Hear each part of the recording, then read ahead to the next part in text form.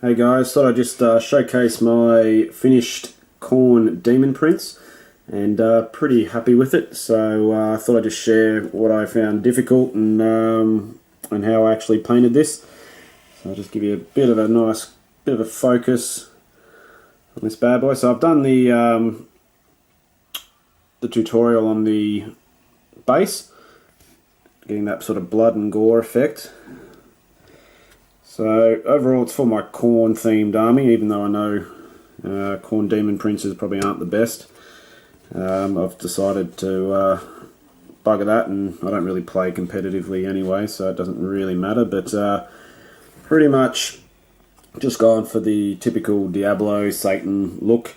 Gave for the first time airbrushing a bit of a go with my mate's airbrush, and did that with the sword. So first time I sort of done the reds using red gore, blood red to orange to sunburst yellow, and then once that was done I've just used charred granite there to get those sort of raised bits, and then left the divots there, or the indents with the runes. That was the original airbrush piece, and then those little deep bits just did with the yellow. So overall for the skin, that was a Khorne red base coat with then a red wash, and then the deeper bits I actually then used a blue wash, and then sort of glazed red gore, a 50-50 red gore, blood red, then followed by a blood red, and then a 3:1 ratio of blood red and blazing orange, and that was just the very light bits there. And then just use the greys, Codex greys, and dry brush of just Deneb stone, and then skull white. Just get the horns and the teeth, and then just obviously just yellow there. So I'll probably go with this theme with my blood letters, probably not pay as much attention there. The wings, tough decision. I've seen people do just all the red or the black wings. I've decided to go like a leather approach.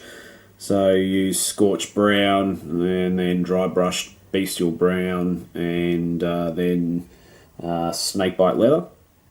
And then just used a mud, or Devlin mud, to go around the edge, sort of near the wing bits, and then these little grooves here. I just used a couple of Devlin muds just to get that sort of darker bits in the grooves.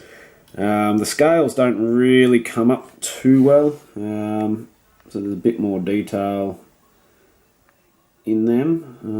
There you go, you can kind of see the greys and the Deneb stone, and then the skull white over that. So on my photos and all that, it doesn't really, just looks like it's plain white, so there's a bit more detail. I did try to use the glaze bloodletter from Games Workshop. I'm not quite sure about that. It did make everything a little bit brighter. I'm not sure if I'm a fan of that or not, but did try it out. I'll probably use it with the blood letters, but definitely does sort of dull down. If you do a highlight of orange, it's too bright. I've found that you can dull that down a little bit using that glaze, but I think if you've got your colours right, I don't really think that bloodletter glaze is really worth it. So that's pretty much it. I'm going to play with him next week with the HQ for the first time. I know that a Bloodthirst is much better for like 30 points more. You get the much better stats, but because he's painted, I'm going to have to give him a go, and it's only a 1,000-point game, so I can't really have a Bloodthirster and a Daemon Prince in the one army, because it just sucks up too many points.